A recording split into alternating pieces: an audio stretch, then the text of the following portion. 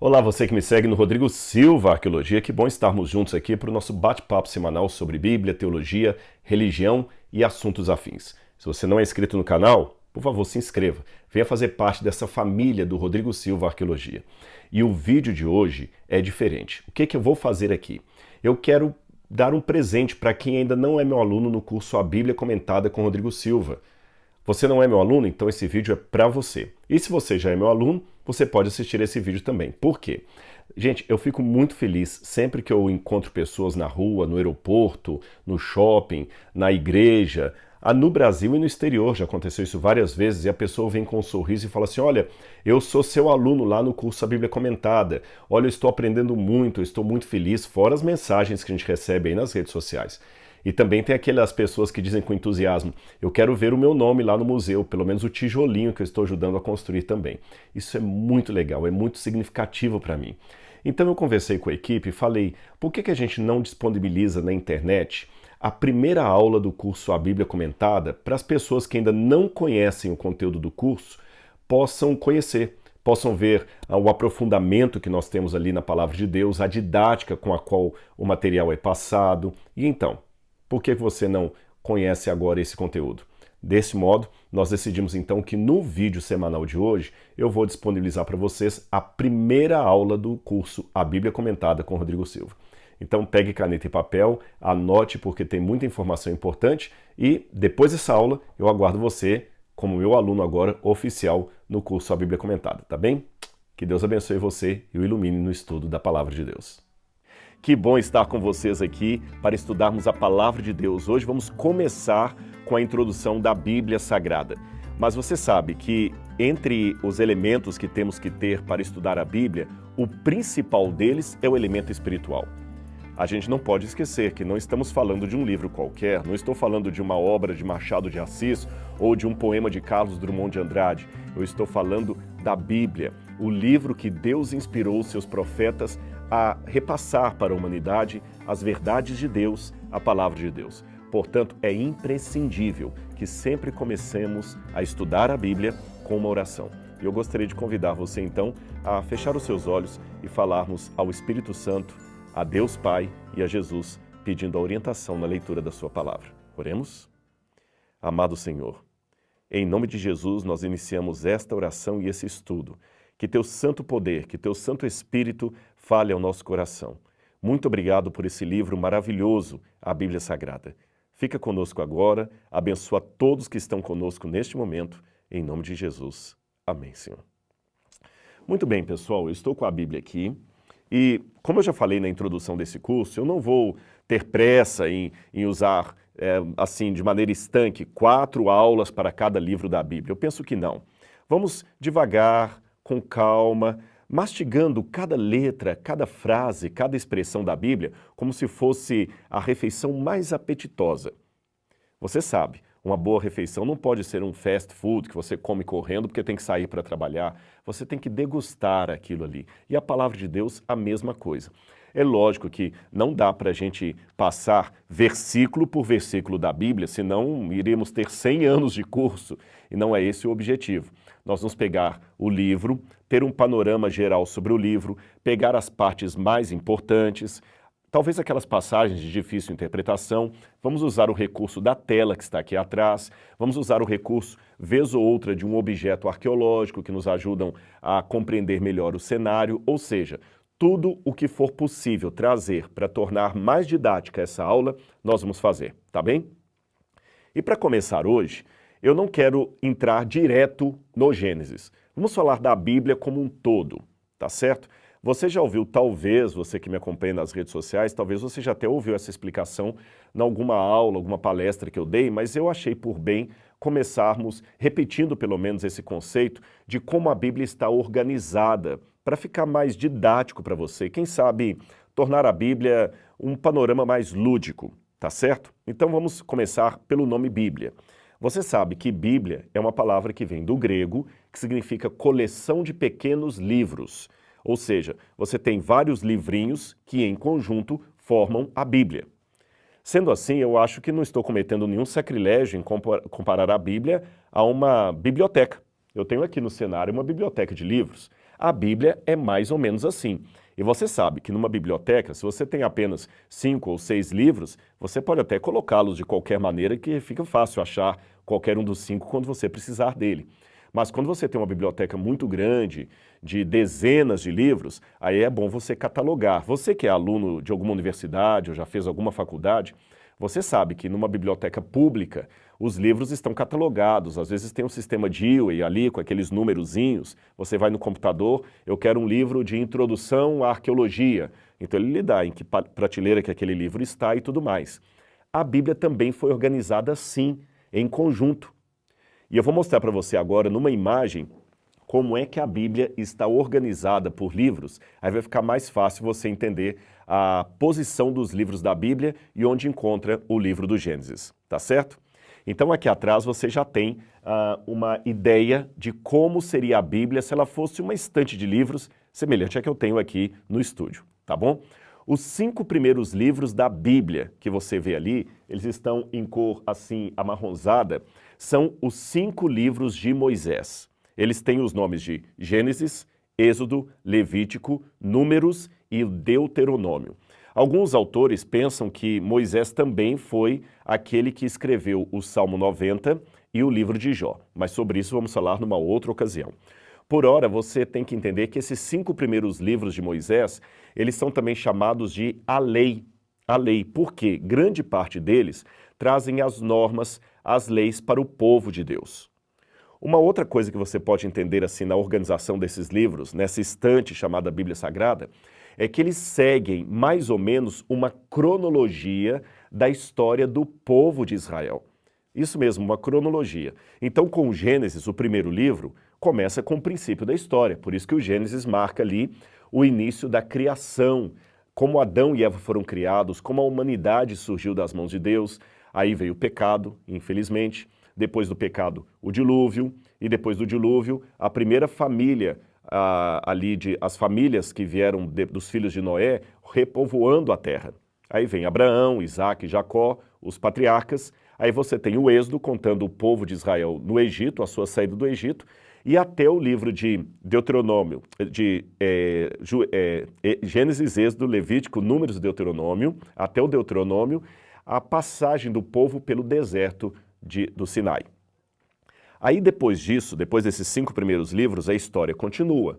Se o povo saiu do Sinai, é hora de chegar à Terra Prometida. Aí nós temos uma segunda coleção de livros nessa prateleira da Bíblia Sagrada. São justamente os livros de Josué, Juízes e Rute.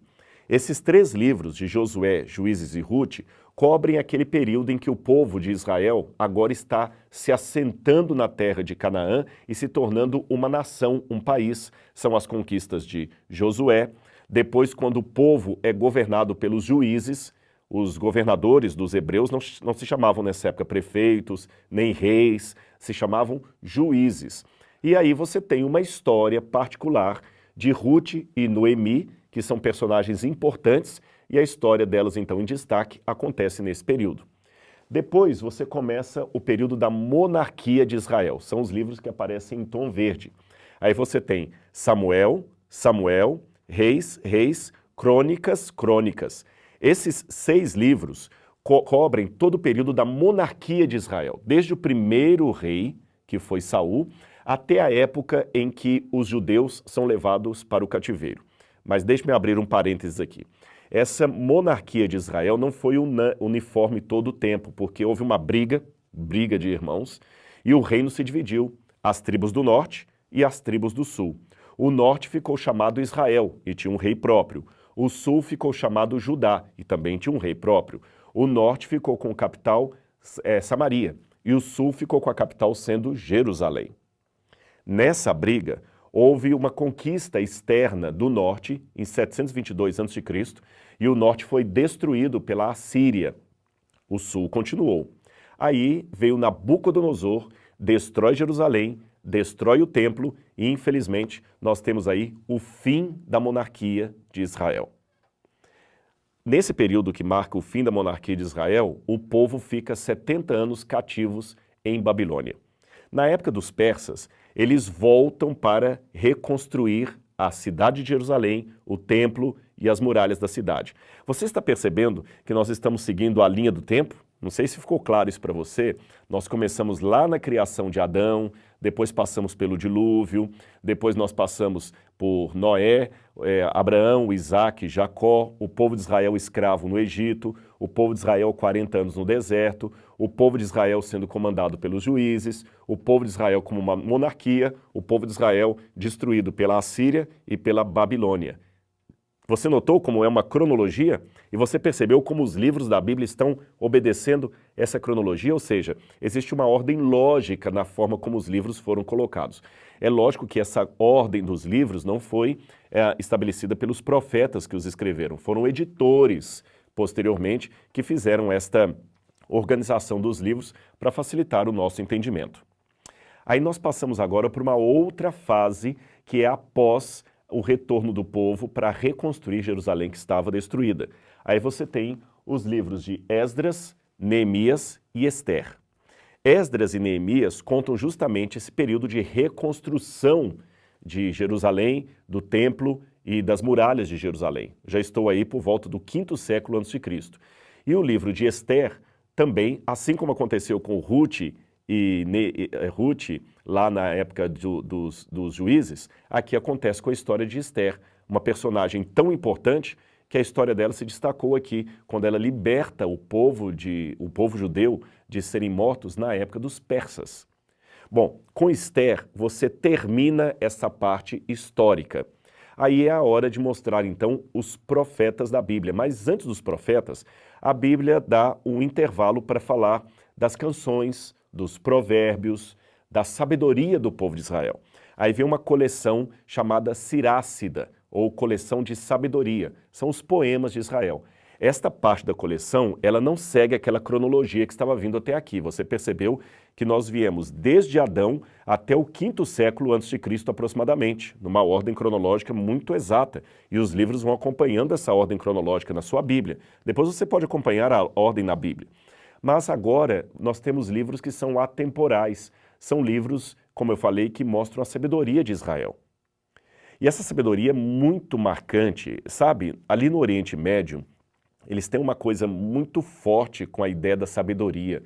Nós perdemos um pouco isso aqui no Ocidente, eles valorizam muito aquela questão do conselho que passa de pai para filho, o pai que orienta os filhos, o velho sábio que tem sabedoria de vida pelos anos que viveu e que as pessoas, quando querem se aconselhar, procuram um ancião, aquele mais velho.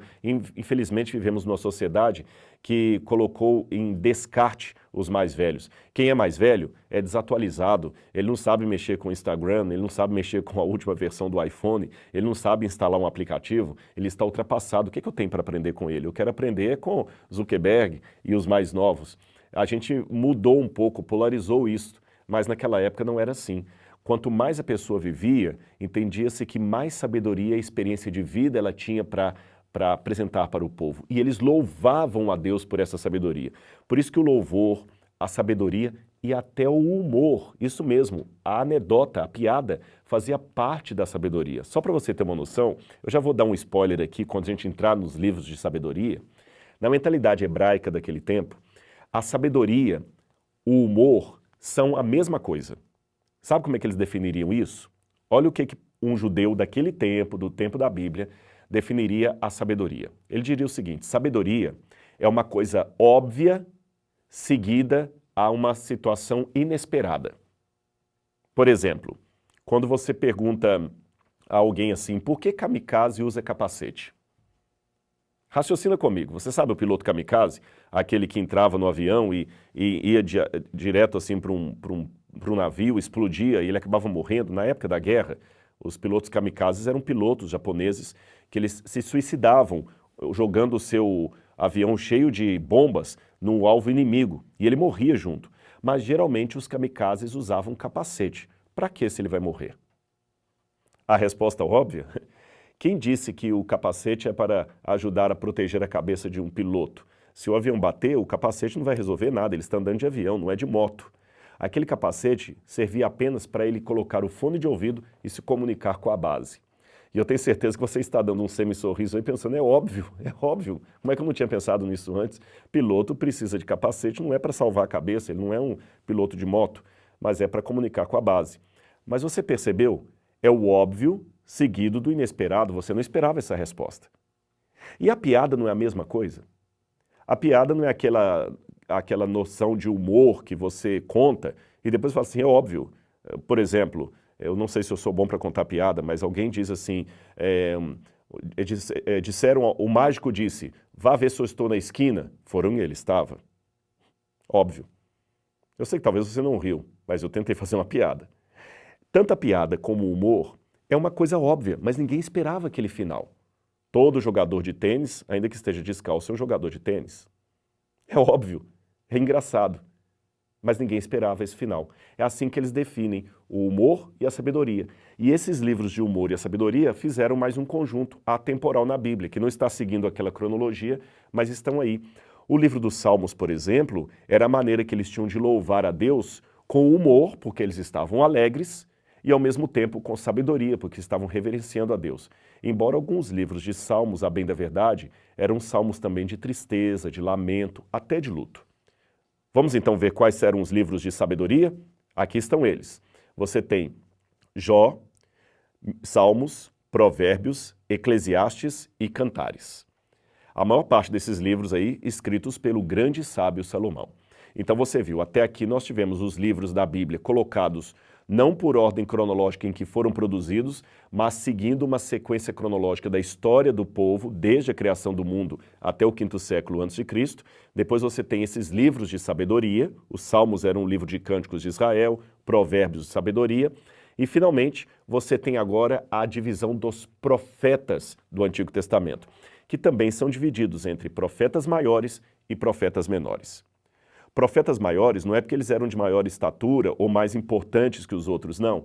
É porque são profetas que estão antes, durante ou depois do cativeiro da Babilônia.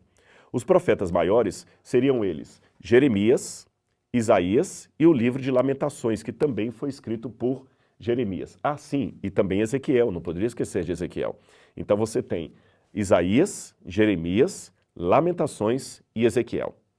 Depois você tem os profetas menores, que já estão dentro do contexto do cativeiro da Babilônia. São eles: Daniel, Oséias, Joel, Amós, Obadias, Jonas, Miqueias, Naum, Abacuque, Sofonias, Ageu, Zacarias e Malaquias. Aí você encerrou o Antigo Testamento. Percebeu?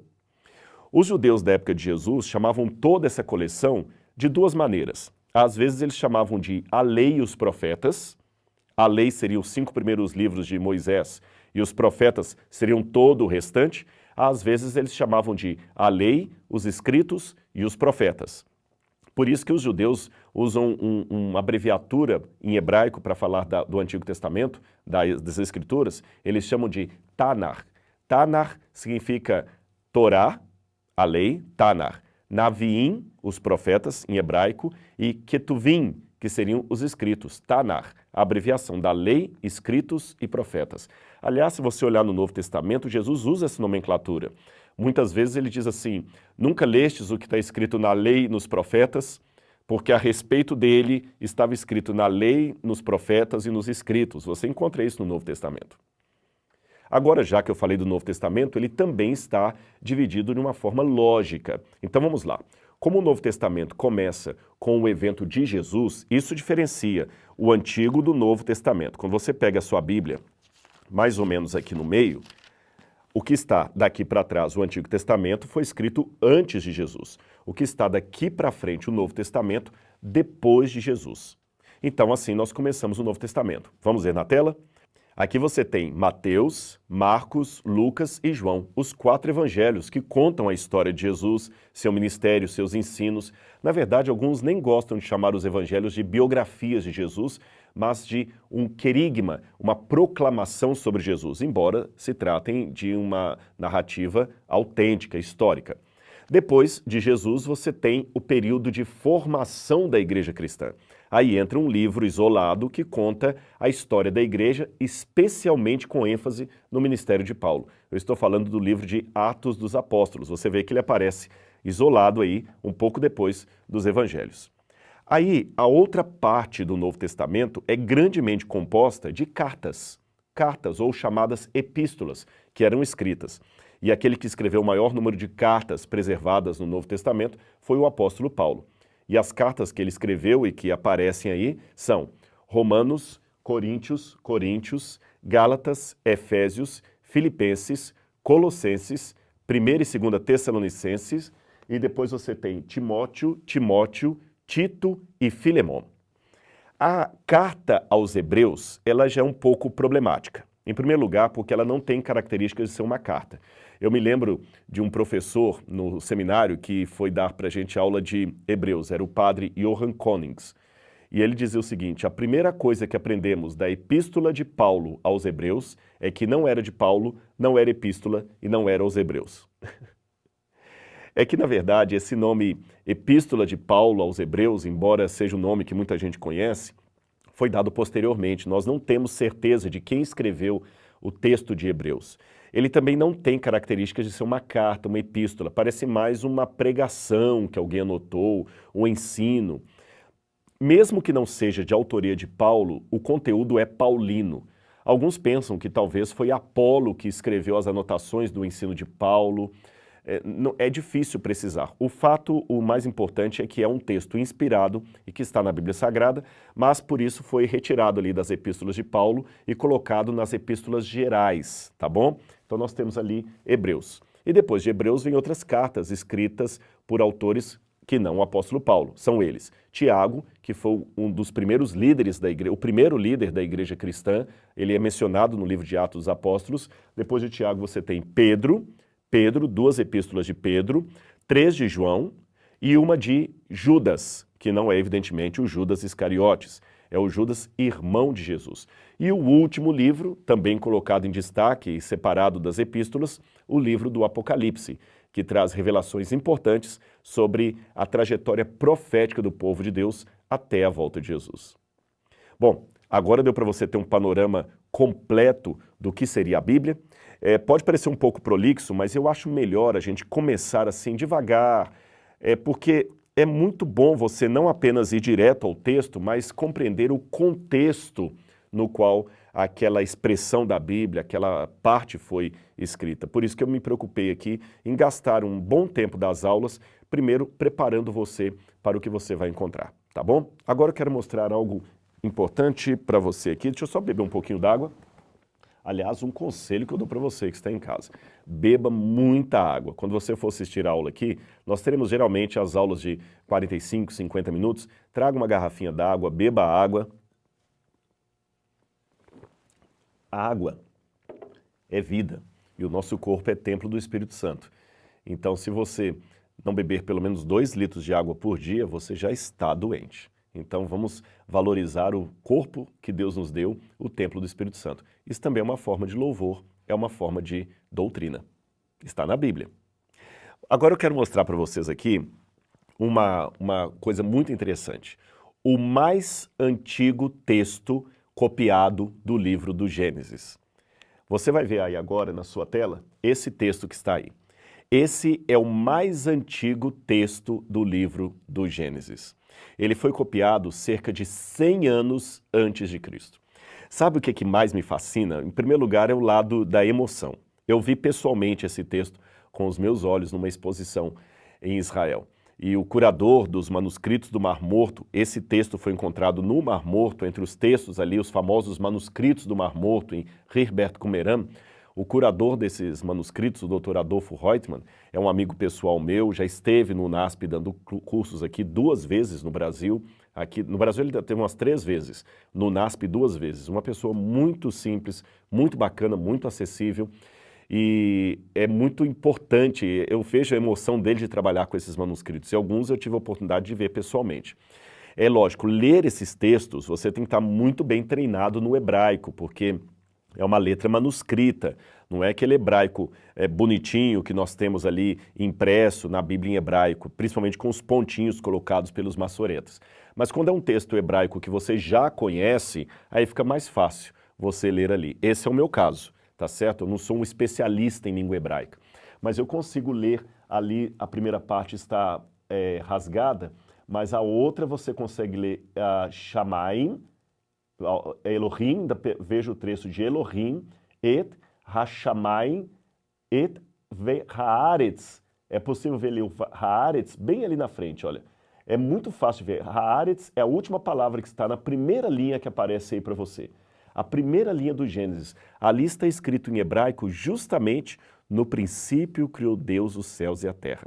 Então eu tenho uma dupla emoção aqui. Vou falar com vocês qual é. A primeira é eu poder ler ali e identificar a mesma leitura que eu tenho na Bíblia em hebraico que é produzida hoje e na Bíblia que eu tenho em português na minha mão aqui. Só que com uma diferença.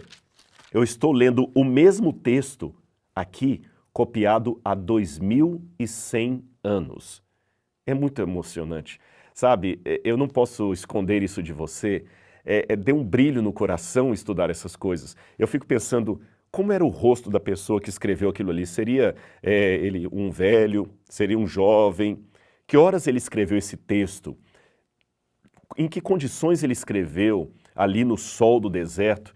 E 2100 anos depois eu posso ler esse texto. Então tem essa emoção de arqueólogo.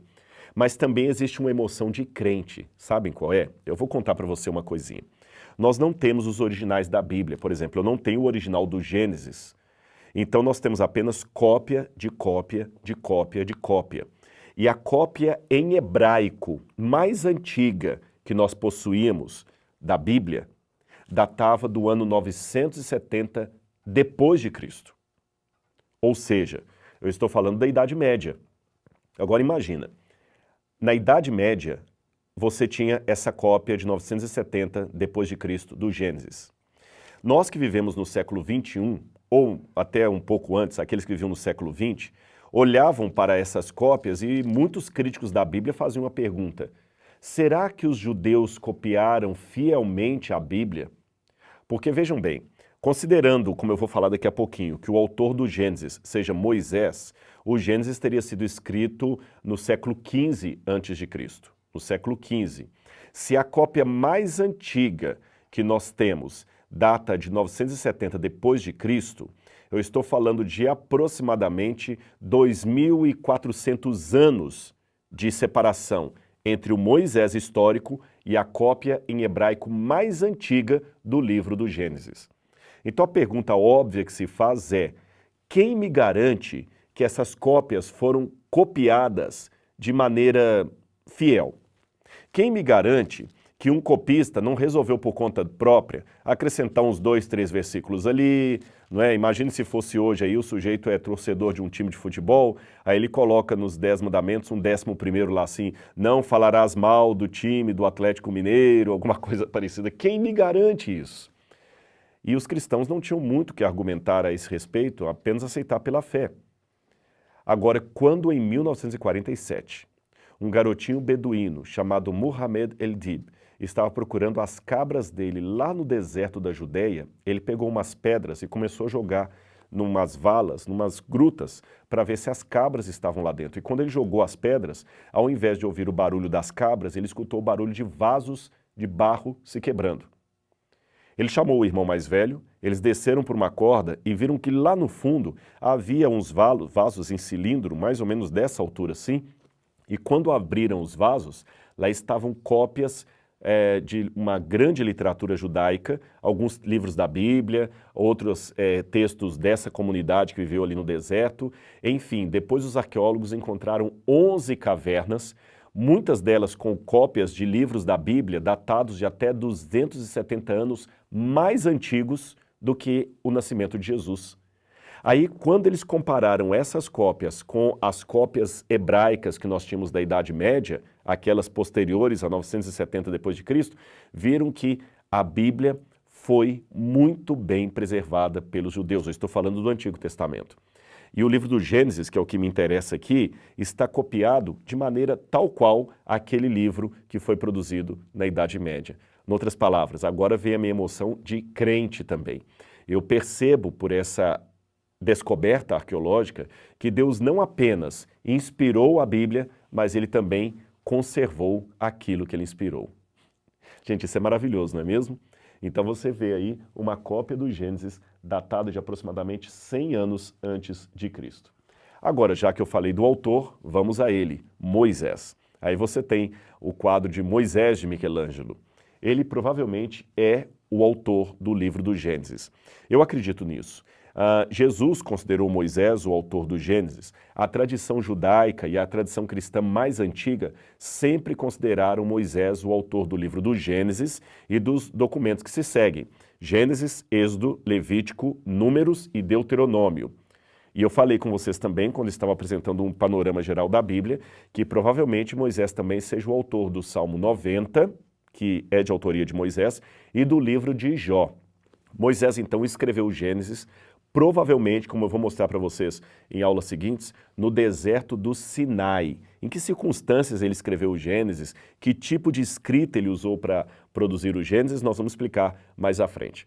Agora, é lógico, também vou em aulas futuras explicar para vocês, existiu na Alemanha, especialmente a partir do século XVIII, XIX, uma leva de teólogos europeus, não somente alemães, principalmente alemães, mas também de outros países, que começaram a colocar em dúvida a autoria mosaica do Pentateuco. Pentateuco são os primeiros 5 livros da lei de Moisés. Esse nome Pentateuco é do grego. Penta, 5, né? Penta, 5. Pentágono, 5 lados, né? Então, Pentateuco. 5 prateleiras. Teukos seria prateleiras, porque acreditavam que antigamente os livros de Moisés ficavam em 5 prateleiras, então receberam o nome de Pentateuco, ou Torá, ou lei, que é a mesma coisa, ou lei mosaica, que é a mesma coisa. Esses autores começaram a dizer que Moisés talvez até era um personagem fictício, que Moisés nunca existiu, e que os livros de Moisés, na verdade, denominados livros de Moisés, foram compilados a partir da época do cativeiro da Babilônia, um pouquinho antes do cativeiro da Babilônia, um pouquinho depois, a partir de várias coxas de retalhos de textos por vários judeus que depois foram editados por alguém e que não houve Moisés como um autor. Eu discordo disso, eu ainda trabalho com aquela tradição judaica e cristã de que esses livros, e vamos falar especificamente do Gênesis, são de autoria de Moisés. Nós vamos discutir mais isso à frente. Agora, já que eu fiz uma breve menção aqui para vocês sobre a forma como Moisés escreveu, vamos raciocinar comigo um pouquinho. Que escrita Moisés deve ter usado para produzir o livro do Gênesis? Que escrita Moisés deve ter usado? Você deve estar respondendo, aquela mesma que você mostrou no manuscrito, Rodrigo. Não. Sabem por quê? Aquelas letras hebraicas que eu mostrei naquele manuscrito antigo do Gênesis, aquelas letras ali são do ano 100 a.C. e elas só foram apropriadas pelos judeus depois do cativeiro da Babilônia. Antes do ano 600 a.C., os judeus não usavam aquele tipo de letra, não usavam. Essa é a primeira informação, a primeira dica para você. Então Moisés não pode ter escrito com aquelas letras. Se Moisés não escreveu com aquelas letras, com que letras Moisés escreveu? Bom, aí eu já tenho que contar para você uma outra coisa sobre a história da escrita. Você sabe que quando a escrita foi inventada, ela foi inventada na região da Mesopotâmia, ela foi inventada pelos sumérios. Eu vou depois mostrar no mapa para vocês. A Suméria, ela fica ali naquela região entre rios, daí o nome Mesopotâmia. Meso, no meio. Potamos, rio. Então, entre rios. Hoje é a região do Iraque. Ali na região da Mesopotâmia surgiram as primeiras civilizações da humanidade. Ali foi inventada a roda, ali foi inventada a cidade, ali foi inventada a cerâmica, ali foi inventada a matemática, ali foram inventados os números, ali foi inventada a escrita. Olha que incrível. E as primeiras formas de escrever que o ser humano inventou ali eram chamadas de ideogrâmicas. Ideogrâmicas, que são formas ideogrâmicas. Eles viam, por exemplo, o sol e desenhavam o sol. E o desenho era o sol, só isso. Então, quando ele queria dizer do sol da manhã, ele desenhava um sol, colocava uma montanha no horizonte, era o sol, e acabou. Era uma ideia ideogrâmica, ou seja, o grama, a escrita, representava uma ideia. Depois, a escrita evoluiu para pictogrâmica. O que era pictogrâmica? É quando o símbolo não representa apenas uma ideia, mas um som. Seria mais ou menos como se eu fizesse assim, eu desenho um sol, o sol, E desenho também um dado, desse dado de joguinho de banco imobiliário. Aí você desenha o sol, o dado, e você tem a palavra soldado. Estou explicando de uma maneira bem simplificada para você entender. Esse tipo de escrita já é chamado de pictogrâmica, onde eu pego o som daquele objeto e o transformo numa sílaba. Aí você tem a outra evolução da escrita, que é a escrita silábica, onde eles começam a criar símbolos para representar o som de sílabas. Sílabas. Então, diferente de nós que escrevemos com letras, aquelas pessoas da Suméria escreviam com sílabas. Cada sinal fonético que ele colocava era uma sílaba diferente. Então você lê assim, ó, Lugalabukuduriuzur, Lulu. Assim que você lia, você ia lendo silabicamente, e não como a gente lê juntando as letras. Agora que você já sabe disso, vamos aprender mais uma outra coisa da evolução das escritas. A segunda forma de escrita da humanidade, gente, isso foi muito antes dos chineses, viu? Foram os egípcios. Os egípcios também inventaram uma escrita que a gente chama de escrita hieroglífica, aquela que tem a carinha de um bonequinho, um homenzinho, uma pirâmide, um passarinho. Você vê nesses desenhos de pirâmides, de múmia, essas coisas todas. A escrita hieroglífica. A escrita hieroglífica, ela era uma mistura das três coisas, de pictogrâmico, de silábico, de ideogrâmico, era uma mistura de tudo na escrita egípcia, tá bem? Agora, vamos ver, quando Moisés escreveu o Gênesis, no 15º século a.C., a rigor, ele tinha dois tipos de escritas que ele podia lançar mão para produzir o livro sagrado. Olha aí na tela e você vai ver quais eram esses tipos. Você vê aí um homem simbolizando Moisés, e na parte superior você tem a escrita cuneiforme, aquela escrita que eu falei que começou lá na região da Mesopotâmia. E na parte de baixo você tem a escrita hieroglífica. Perceba que ela é feita de vários desenhos, ela é até mais complexa que a escrita anterior. Essa escrita chamada cuneiforme tem esse nome que foi um apelido dado pelos arqueólogos modernos. Esse nome cuneiforme vem do latim cuneus, que significa cunha. Sabe cunha, quando você pega e faz uma cunha numa madeira, alguma coisa assim? Então, como é que os sumerianos escreviam? Eles pegavam um pouquinho de argila, faziam um tablete de argila, tipo um sabonete, assim, uma coisa mais ou menos assim. Eu tenho até uma cópia aqui, uma pedra, depois nós vamos falar mais sobre ela. Esse aqui é o épico do Gilgamesh. Depois eu vou falar mais sobre ele para vocês, tá bom? Você está vendo aqui, ela está fragmentada, ela está quebrada, e você tem aqui várias inscrições, tá vendo? Eles pegavam literalmente uma caneta e faziam cunhas na argila, ainda um pouquinho macia, e essas cunhas viravam as sílabas que eu falei com vocês, e eles depois poderiam ler aqui tratados, leis, podiam ler poemas, podiam ler até textos sagrados. Então Moisés poderia eventualmente usar esse tipo de forma de escrever para produzir o livro do Gênesis. Ou ele podia também usar aquela linguagem que lhe era mais comum, mais peculiar, que era a língua hieroglífica. Essa era mais desenhadinha porque os egípcios inventaram o papel, o papiro, a partir de uma planta. Então, enquanto os sumerianos escreviam em argila, em tabuletas de argila, os egípcios escreviam em papel. Ora, olha essa passagem da Bíblia aqui. Atos, capítulo 7, versículo 20. Eu vou ler para você. É um depoimento de Estevão sobre Moisés. Atos, capítulo 7, versículo 22. E Moisés foi educado em toda a ciência dos egípcios e era poderoso em palavras e obras. Moisés era poderoso em palavras e obras, ou seja, Moisés era um homem culto. Ele estudou na maior universidade que havia daquele tempo, que era a universidade egípcia, ali dos faraós. Ele estudou junto com a família faraônica. Então Moisés saberia se expressar muito bem em escrita hieroglífica. Você sabe, mesmo a gente que tem a oportunidade de conhecer um pouquinho, ainda que de maneira rudimentar, outros idiomas, é muito mais fácil você se expressar numa palestra ou num texto na sua própria língua. É muito melhor. E como Moisés foi educado na língua egípcia, era mais fácil ele se expressar escrevendo em egípcio, tá certo? Ou então, se ele quisesse que o material dele se tornasse mais mundialmente conhecido, na língua dos sumerianos. Sabe por quê? Se ele se expressasse em egípcio, era mais fácil para ele.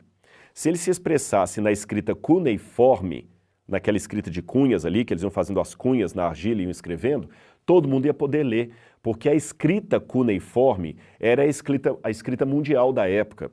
Hoje, você sabe que se você souber falar inglês, você pode ir para a Rússia que você não passa aperto. Sempre tem alguém que fala inglês. Você vai pegar um avião para Singapura e lá você vai ter letreiros na língua deles e também em inglês. Ou seja, o inglês hoje é a chamada língua franca, a língua mundial. Naquele tempo, eles usavam a escrita, a escrita cuneiforme. Então Moisés podia escrever em egípcio ou em língua cuneiforme. Olha mais uma vez aí na sua tela as duas. Agora, o curioso é que Moisés não redigiu o livro de Gênesis em nenhuma dessas duas escritas que você está vendo aí na sua tela. Ele preferiu usar uma outra língua. E foi uma bênção que ele tivesse usado essa outra língua e você vai entender por quê. Lembra, só para ficar bem fácil para você entender, eu vou mais uma vez mostrar aqui na tela como é que essas línguas eram pronunciadas, sempre silabicamente. Olha aí para você ter uma noção.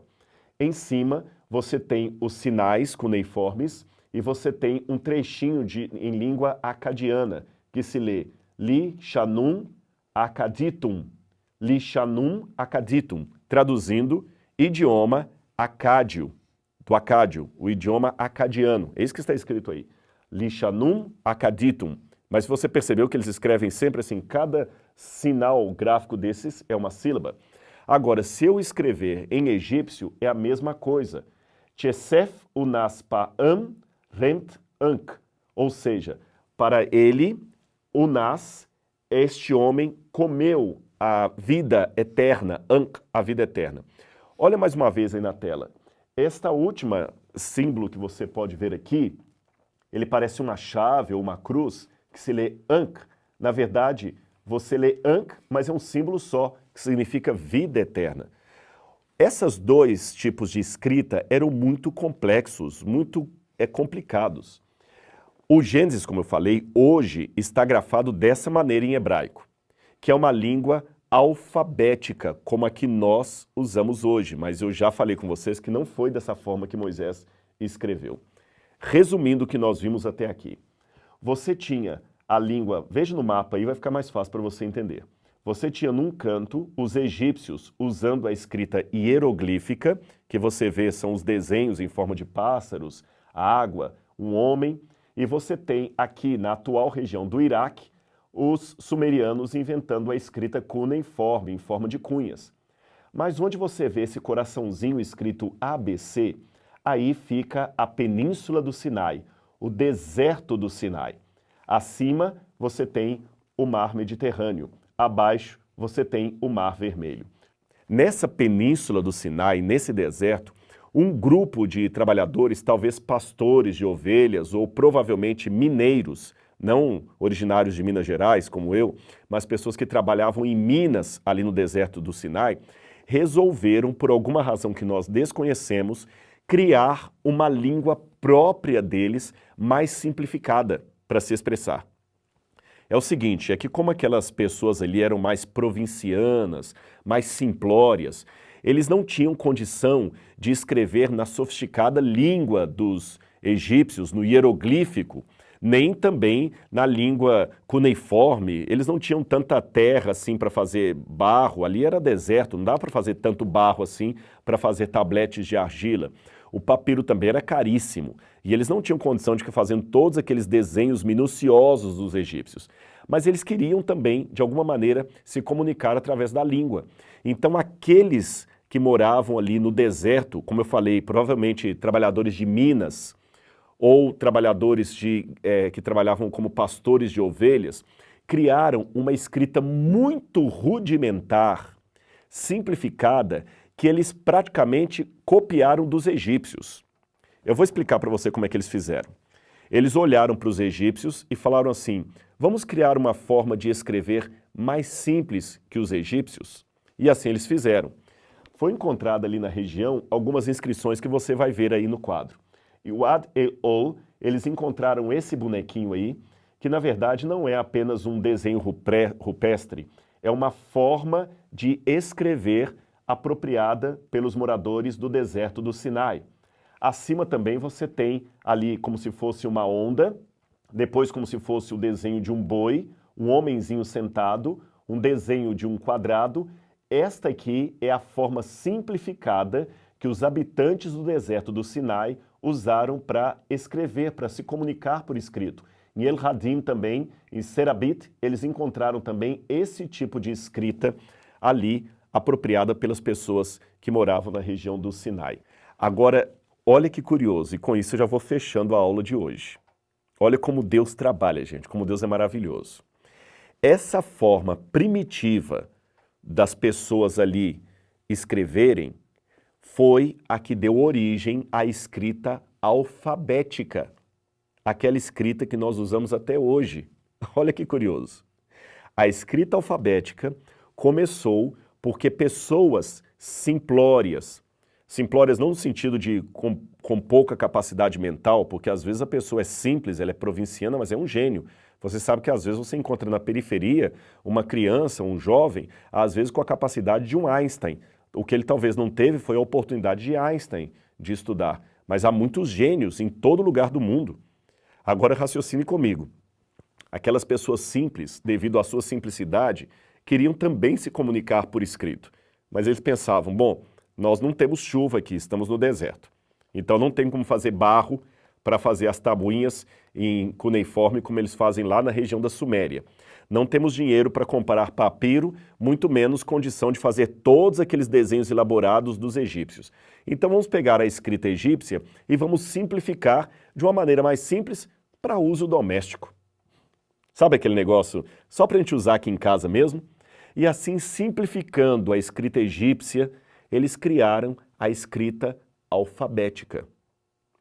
Aí, quando você vai lendo a história de Moisés, houve 2 vezes na sua vida que Moisés foi parar na península do Sinai. Olha de novo aí a imagem na tela e eu vou explicar para você. Essa parte verde que você está vendo, formando um triângulo e descendo em forma de rio até a letra W, é o rio Nilo. Aqui é o Egito. Moisés fugiu daqui, num primeiro momento, depois que ele matou o egípcio, e foi para a península do Sinai, onde está essa letra S.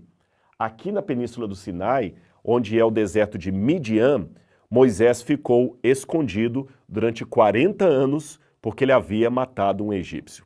Foi nesse período que Moisés estava no Sinai, ali, que ele conheceu o seu sogro Jetro, a sua esposa. Ele, Moisés, se tornou um pastor de ovelhas. Foi ali que Deus apareceu para ele numa sarça ardente e falou com ele, agora que se passaram 40 anos, volta para o Egito e tira o meu povo de lá das mãos de Faraó. Aí Moisés sai do Egito, Moisés sai do deserto, volta para o Egito e com mão poderosa livra o povo de Israel. E onde que ele volta com o povo de Israel? Para a península do Sinai. E eles ficam 40 anos vagando na península do Sinai até entrar na Terra Prometida. Então, pela lógica, Moisés escreveu os seus livros ou nos primeiros 40 anos que ele passou fugido ali na península do Sinai, ou no segundo conjunto de 40 anos em que ele esteve como líder do povo hebreu. Porque aí, realmente, muitos livros já contam as leis, então ele só pode ter escrito depois que o Sinai realmente recebeu os 10 mandamentos. Ou seja, o conjunto dos livros de Moisés, Gênesis, Êxodo, Levíticos, Número, Deuteronômio, Jó e o livro dos Salmos, o Salmo 90, podem ter sido escritos durante esses 2 períodos que Moisés passou ali na Península do Sinai. E se você se lembra, eu falei que foi na Península do Sinai que por volta de 1900 a.C., 400 anos antes de Moisés, aquelas pessoas começaram a inventar um tipo rudimentar de escrita que depois ficou conhecida como escrita alfabética. Agora, quer ver a mão de Deus em tudo isso? Eu vou mostrar para você. A escrita alfabética nunca perdeu o seu uso. Ela só foi evoluindo, e na próxima aula eu vou mostrar para vocês a evolução do alfabeto. Ela foi evoluindo, até virar essa forma que nós temos até hoje aqui de letras, né? Bíblia, aqui ó, Bíblia, B-I-A. ela nunca perdeu a sua forma de escrever. Porém, a forma de escrever em hieroglíficos ou em cuneiforme, esta se perdeu na história. Se perdeu. Durante séculos e séculos, ninguém mais sabia como ler os sinais sumerianos ou os sinais hieroglíficos. Somente no século XIX vieram esses dois cavalheiros. Primeiro, Henry Rawlinson, que de 1833 a 1845 conseguiu decifrar a escrita cuneiforme. E depois, François Champollion, que de 1818 até 1822 conseguiu decifrar a escrita hieroglífica dos faraós. Em outras palavras, se Moisés houvesse escrito os seus livros em cuneiforme ou em língua dos faraós, a gente precisaria esperar até o século XIX para poder ler o livro do Gênesis.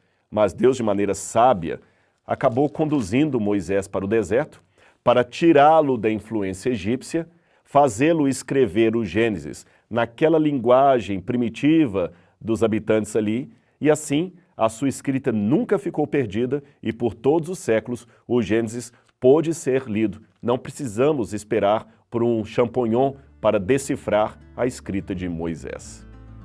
Isso é maravilhoso, não é mesmo? Mas o nosso tempo hoje já está chegando ao fim, então nós vamos fazer o seguinte, nós vamos interromper a nossa aula aqui e na próxima quarta-feira, às 20 horas, eu estarei de volta com vocês para a gente continuar este passeio pela antiguidade, estudando qual foi a evolução da escrita e como ela influenciou a escrita do livro do Gênesis. Você está percebendo que estudar a Bíblia é muito mais profundo do que você imaginava? E olha que nós nem chegamos ainda no capítulo 1, versículo 1. Um grande abraço, é um prazer estar com você e semana que vem a gente se encontra de novo. Um abraço e até lá. Tchau, tchau. E então, você gostou desse conteúdo? Ele foi instrutivo para você? Saiu com um gostinho de quero mais? Então é simples, eu vou deixar para você aqui agora, no final desse vídeo, na descrição do vídeo, um link onde você pode clicar ali e fazer a sua inscrição no curso A Bíblia Comentada com Rodrigo Silva. E não é só esse conteúdo que você assistiu que está lá na plataforma, não, tem muito mais. Por exemplo, se você faz o curso na modalidade anual, você ainda ganha como bônus um curso de grego, um curso de hebraico, ou seja, muita coisa envolvida aí para levar o conhecimento da palavra de Deus até o seu coração. E de quebra, além de estar conhecendo bastante a Bíblia, você vai estar ajudando a construir e manter e ampliar o Museu de Arqueologia Bíblica do NASP. Então, muito obrigado pelo seu carinho, pelo seu abraço. Eu aguardo você na próxima aula.